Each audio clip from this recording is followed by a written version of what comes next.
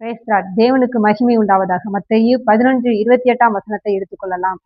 வருத்தப்பட்டு பாரம் சுமக்கின்றவர்களே, நீங்கள் எல்லோரும் என்னிடத்தில் வாருங்கள், நான் உங்களுக்கு இளைப்பாறுதல் தருவேன் என்று ஆண்டவர் சொல்கின்றார். இந்த சூழ்நிலையில், இந்த காலகட்டத்தில் அநேகருடைய மனதில், அநேக குடும்பங்களின் மத்தியில் கவலைகள், போராட்டங்கள், பிரச்சனைகள், பாடுகள் அநேகம் காணப்படுகின்றது. எதை குறித்ததான கவலை? தன் பிள்ளைகளை குறித்ததான கவலை, தன் வேலை செய்கின்ற இடத்தில் உள்ள கவலை, நாளை என்ன செய்வது என்ற கவலை, நாம் எப்படி சமாளிக்கப் போகின்றோம் என்ற கவலை அநேகருடைய மனதில், அநேகர் குடும்பங்களின் மத்தியில் நாம் காணப்படுகிறதை இப்ப காண்கின்றோம்.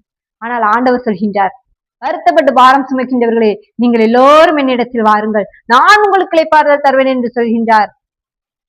நீங்கள் கர்த்தரிடத்தில் போய், நம்முடைய தேவாதி தேவனிடத்தில் போய் உங்களுடைய பாரங்கள், கவலைகள், கஷ்டங்கள் எல்லாத்தையும் சொல்லும் பொழுது அவர் அனைத்தையும் தீர்த்து வைக்க வல்லவராய் இருக்கிறார். நீங்கள் ஏன் மீண்டும் மீண்டும் அந்த பாரத்தை சுமக்க வேண்டும்? நீ சுமக்க தேவையில்லை என்று ஆண்டவர் சொல்லி இருக்கின்றார்.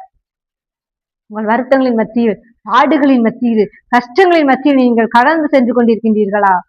தேவன் உங்களை நோக்கி சொல்கின்றார், வருத்தப்பட்டு பாரம் சுமக்கின்றவர்களே, நீங்கள் எல்லோரும் என்னிடத்தில் வாருங்கள் என்று.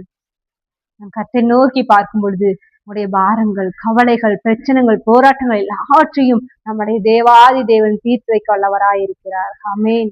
அல்லேலூயா. தேவன் தாமே இந்த வார்த்தையை ஆசீர்வதிப்பாராக. ஆமென்.